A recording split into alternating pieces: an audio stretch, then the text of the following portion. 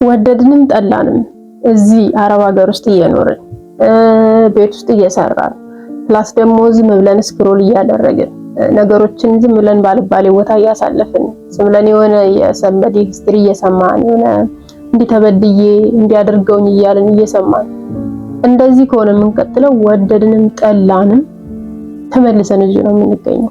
ከዚህ ሁሉ ነገር ውስጥ ምንድነው የሚያወጣን ብላችሁ አስባችሁ ታውቃላችሁ? ለምሳሌ ዝም ብለን ጠዋት ተነስተን እንሰራለን። ከዛ በኋላ ቀኑ ሙሉ የሆኑ ሰዎች ወይኔ እንዲተበድዬ ባሌ እንዲበድሉኝ፣ እናቴ እንዲበድላኝ፣ አክስቴ እንዲበድላኝ እንደዚህ በገንዘቤን ወስደው ባሌ እንዲበድሉኝ ከርቶኝ ከሌላ ሴት ሁሉ በጣም ብዙ አይነት ታሪኮች አሉ ሶሻል ሚዲያ ላይ በጣም ብዙ የቪክቲም ማለት የተጠቂዎች ታሪክ ማለት ነው። እኛንም በሰማን ቁጥር ምንድነው የምንሆነው? ማታ ስንተኛ ወይኔ በቃ ህይወቴ የሆነ ምንድነው ማረገው? ቀጣይ መቼ ነው ከዚህ ቤት የምወጣው? ጠዋት መነሳት፣ ከዛ ድካሙ፣ በስነ ስርዓት አለመተኛት፣ በስነ ስርዓት መተኛቱ ቀርቶ በስነ ስርዓት የሚያወራን ሰው አለመኖር፣ ይሄን ሁሉ ነገር እያሳለፍን እያልን ባለችን ሰዓት ደግሞ ምን እናደርጋለን? ዝም ብለን አሁንም ስክሮል ምን ቲክቶክ ኦር ሰም ሪልስ የሆነ ኢንስታግራም ኦር ፌስቡክ፣ ከዛስ መተኛት፣ ከዛ መነሳት፣ ከዛ መጨነቅ። አስቡት፣ አይምሯችን ጥያቄ ይጠይቃል። የት ነኝ? ምንድነኝ? ወዴት ነኝ? እያለ ማለት ነው። እነዛን ጥያቄዎች ሳንመልስ በቀረን ቁጥር ደግሞ በጣም ኦቨርቲንክ እናደርጋለን። የሆነ ነገር ሲጎድል ያንን ስንሞላ፣ የሆነ ነገር ሲጎድል ያንን ስንሞላ የት እንዳለን ይጠፋብናል። ይሄንን ሁላ ውጣ ውረድ ለመወጣት አብራችሁ መጓዝ የምትፈልጉ ካላችሁ ይህንን ጆርኒ አብረን እንወጣ።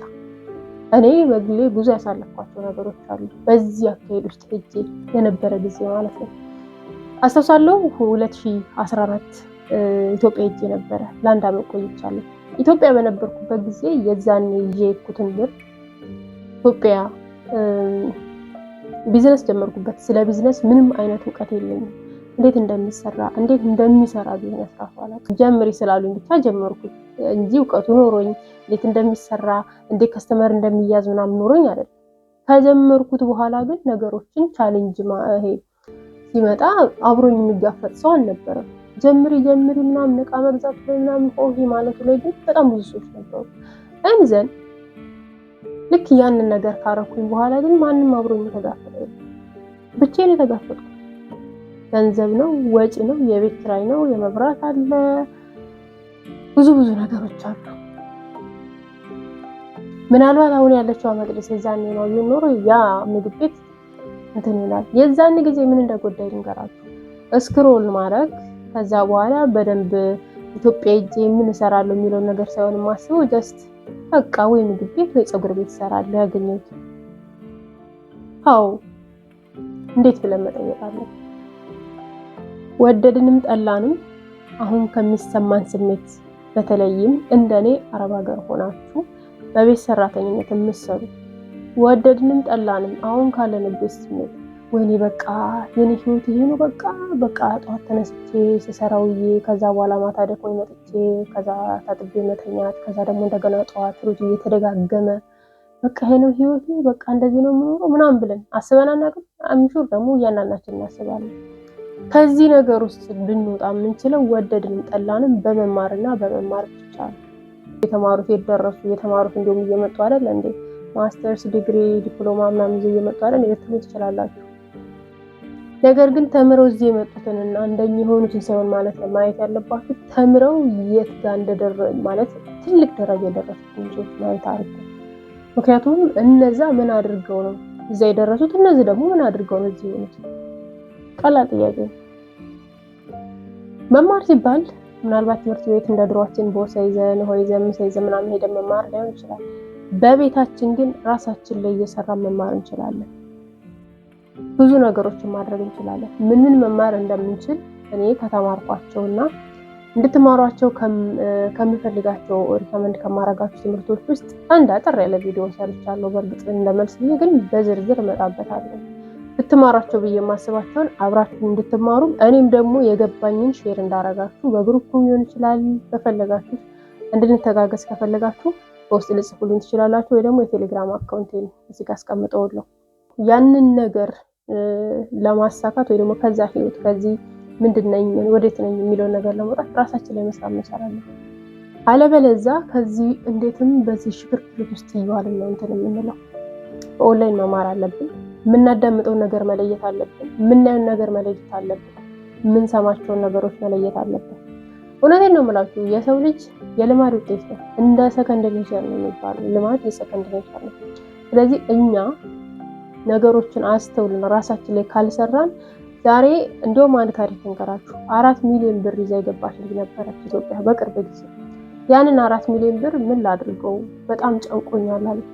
ኢማጂን ያንን 4 ሚሊዮን ብር ለማምጣት ስንት ዓመት እንደምትለፋ መቼም እኔና እናንተ በደንብ እናውቀዋለን። 4 ሚሊዮን ብር በስንት ዓመት እንደሚሰራ ያውም ካሁን ከነበረው ምንዛሬ በፊት ሲሆን ስታስቡት አይመጣውም። እዚህ ሆነ 4 ሚሊዮን እየሰራች በዚህ ገንዘብ ምን ላደርግ እችላለሁ ብላ ብዙ ነገሮችን መማር ትችል ነበረ። ሰርቪስ ሊሆን ይችላል፣ ፕሮዳክት ሊሆን ይችላል የሚሸጠው። ሁለቱንም ቢሆንም ግን እንዴት ነው የምሸጠው እንዴት ነው ማደርገው የሚለውን እዚሁ ሆና አትሊስት ቤዚክ የሆኑ ኢንፎርሜሽኖችን ይዛ ሄዳ ቢሆን ይቺ ልጅ አትጎዳም። ፕላን ኤ፣ ፕላን ቢ፣ ፕላን ሲ ይኖራታል። ፀጉር ቤት ካለች ስለ ፀጉር ቤት ጥንቅቅ አድርጋ እንዴት ነው የሚሰራው፣ ፀጉር ቤት ቢዝነስ እንዴት ነው የሚሰራው፣ ከየት ነው የሚነሳው፣ እንዴት አድርጌ ብከፍተው፣ እንዴት ብዙ ፀጉር ቤቶች ይኖራሉ ብዙ እነዛ ማር እንኳን ሄዳ ብትከፍት እንዴት ነው እኔ ከነሱ የተሻለ ሰርቪስ ሰጥቼ እንዴት ነው ፀጉር ቤትን በደንብ ከስተመር እንዲኖረኝ ማለት ነው። ሌላም ቢዝነስ ሊሆን ይችላል። ይሄንን ጀምሬ ይሄንን እንዴት ላደርገው እችላለሁ? ይሄን ነገር እዚህ ሆና በደንብ አውቀው ቢሆን አምሹር አሁን ሄዳ 4 ሚሊዮን ብር ይዛ አትጨነቅም ነበር። በቅርብ የማውቃት ደግሞ በጓደኛ ምናምን የማውቃት ልጅ ደግሞ እንደዚሁ 1 ሚሊዮን ብር ይዛ ገባች። 1 ሚሊዮን ጨንቆኛል፣ ምን ላድርግ፣ ምን እንደማደርግ ግራ ገብቶ እንግዲህ ኢማጂን ጨንቆኛል የሚለው አስምሩበት። አሁንም እላለሁ በተለይ አዲስ የመጣችሁ ልጆች ጊዜ አላችሁ። በቃ ልላችሁ የምችለው ነገር ቢኖር ጊዜ አላችሁ። በቀን ውስጥ ቢያንስ 30 ደቂቃ የማይኖረው ሰው አለ ብዬ በፍጹም አላስብም።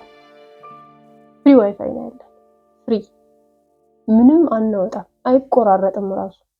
ታዲያ ይሄንን እድል ሳያገኙ ኢትዮጵያ ሆነው እንዴት ሶሻል ሚዲያ ላይ እንደሚሰሩ ራሳቸውን የት ቢውል እንደሚያደርጉ ታውቃላችሁ። መቼም የምታዩት ነው። እኛ ግን የነሱን ቪዲዮ ፎሎ እያደረግን ለነሱ ግብአት ነን። which is good it's okay እንሆን ስክሮል ማድረግ ግን መች ነው እኛ ራሳችንን የራሳችንን ብራንድ መች ነው የምንገነባው? መች ነው የምንማረው? መች ነው ከዛው ለራሳችን የምንሰራው ለራሳችን የምናስበው? በጣም የሚያሳዝን የኔ ተጎጂነት በቃ አይደለ በቃ እኔ ተጎጂ ነኝ የከሌ ጉዳይ ምናምን ለማለት የሚል ቪዲዮ ጋር አብዛኞቻችን ኮመንቱ የኛ ነው። አብዛኛው እንዲሆኝ ኦኬ ራሳችን ላይ ብንሰራስ ምንድነው ማወቅ እንፈልገው? ወዴት ነው የምንሄደው? የት ነኝ? ሁላችንም ቢሆን ለራሳችን ማሰብ መቻል አለብን። ራሳችን ላይ መስራት አስታውሳለሁ 2016 የሆነ ኮርስ አግኝቼ ነበረ። የሆነ ኮርስ ጆይን ካደረኩ በኋላ ያንን ኮርስ ግን ሎንግ ስቶሪ ሾርት ኮርሱን እየተማርኩኝ እያለው ከመሰራባቸው አቡዳቢ ነበር የምሰራው። ከሰዎች ጋር ስላልተስማማን መውጣት ነበረብኝና ወጣው። ሲወጣ ግን እውነት ለመናገር እዛ የመጀመሪያ ኮርሱ ላይ ሳቋርጠው ኮርሱን ራሱ ምን ይላል በህይወታችሁ ሪስክ ውሰዱ ማለት ምንም አይነት በህይወታችሁ አፍል ለሚያደርግ ነገር ሪስክ ውሰዱ። የተሻለ ነገር ሊመጣ ይችላል፣ የተሻለ ነገር ልታስቡ፣ የተሻለ ነገር ሊገጥማችሁ ይችላል። ስለዚህ ሪስክ ውሰዱ የሚል ኮንሰፕት ነበር። ያንን ነገር እኔ ቀጥታ ነው የወሰድኩት። ከዛ ከሰዎች ጋር ስወጣ ነገሮች ሁሉ ተበላሽተው ነበር። ነገሮችን ለማስተካከል የሚሄድበት ርቀት ግን እኔን ሰራኝ። ከምነግራችሁ በላይ ሌላ እኔ ያገኘሁት ዛሬ የምንኖረው ኑሮ ነው። በነገራችን ላይ ወደፊት የምንኖረን ኑሮ የሚወስነው። ለምሳሌ የዛሬ 5 ዓመት የምናደርገው ነገር ነው ዛሬ ለኛ ለራሳችን ለመኖራችን ዋስትና ነው። ትላንትና የተለማመድናቸው ነገሮች ናቸው ዛሬ መተው አብረውን የሚኖሩ። ስለዚህ ዛሬ በህይወታችን ምን እየወሰንን ነው? ምን እያደረግን ነው? ምን እያየን ነው? ምን እየሰማን ነው? አንዳንድ ሀሳቦችን ብታወዳድሩ ልስጣችሁ። እረፍት ስትሆኑ ወይም ደግሞ ስራ እየሰራችሁ የሆነ የሚጠቅም ትምህርት አዘል ሳይኮሎጂ ሊሆን ይችላል፣ ባዮግራፊ ሊሆን ይችላል፣ ኦር ደግሞ ይሄ ፖድካስቶችን የቢዝነስ ፖድካስት ሊሆን ይችላል። እንደ ስልጠና የሚመስሉ ደግሞ ብዙ ትምህርት ነክ ጉዳዮች አሉ። እነሱን ከማዳመጥና ቲክቶክ ላይ ስለሆነ ግለሰብ ታሪክ የሆነ ሰው ሲያማ እሱን ላይ በቃ ወይኔ እንዴት አደርጋለች ወይኔ ሀበስ ከበርፈን እያለ ከምናዳምጥ የቱ ነው የሚሻለው? መጽሐፍ ከማንበብ መጽሐፍ እንኳን ላናገኝ እንችላለን። እሺ መቼም አናገኝም ብዬ ልደምድም፣ ግን አለ መግዛት የሚፈልግ ሰው ማንበብ የሚፈልግ ሰው ግን መጽሐፍ ጠፍቶ አያውቅም፣ ሁሉም ጋር አለ። እሺ መጽሐፍ ከማንበብና ዝም ብሎ ፊልም ኦር ደግሞ መዝናኛ የሚመስል ነገር ራሳችንን ስናዝናና ዛሬ ደብሮኛል፣ አይ ዛሬ እንዲሆኛለሁ። በተለይ ሴቶችኛ በድብርት ነው ወር ከወር የምናሳልፈው።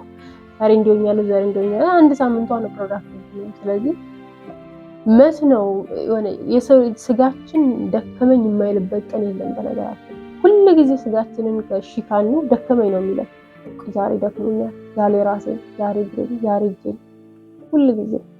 ስለዚህ መች ነው ራሳችንን እንሰራ። ፊልም ከማየት ከትንሽ 30 ደቂቃ ወይ ደግሞ 1 ሰዓት 2 ሰዓት ፊልም ከማየት እና 15 ደቂቃ ከማንበብ የቱ ይበልጣል? መልሱን ለእናንተ ያሉት።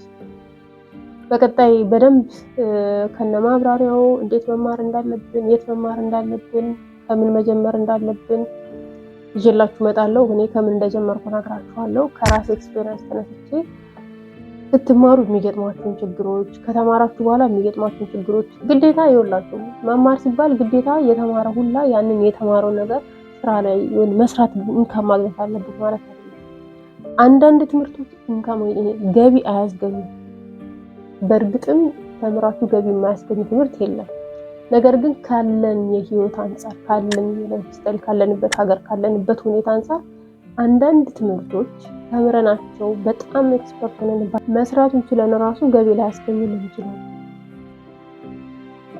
ያ ማለት ግን መማር የለባችሁ ማለት አይደለም። ካወቃችሁት የሆነ ቦታ ሬዲ ከሆናችሁ የሆነ ኦፖርቹኒቲ ሲመጣ የዛን ይጠቅማችሁ ገባችሁ።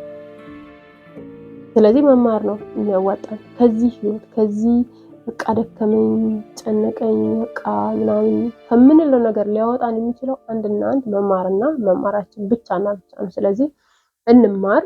ብዙ የምንማርባቸው መንገዶች አሉ። በኦንላይን ነው መማር የምንችለው። ሄዳችሁ መማር የምትችሉ በጣም አጫጭር ኮርሶች የሚሰጡበት ቦታ አለ በያላችሁበት። እኔ እንደ ራሴ ኤክስፒሪየንስ ግን በኦንላይን ራሳችሁ የምትፈልጉትን ጥያቄ ጠይቃችሁ በደንብ ራሳችሁን አብራርታችሁ እንዴት መናገር እንዳለባችሁ ተምራችሁ በጣም ብዙ ነገሮችን መማር ትችላላችሁ። ለማንኛውም በሚቀጥለው ቪዲዮ የት ምን እንዴት መማር እንዳለባችሁ እነግራችኋለሁ። ጥያቄ ካላችሁ ኮሜንት ላይ ጽፉልኝ ትችላላችሁ ወይ ደግሞ በውስጥ ልታወሩኝ ትችላላችሁ። ቴንክ ዩ ሶ ማች።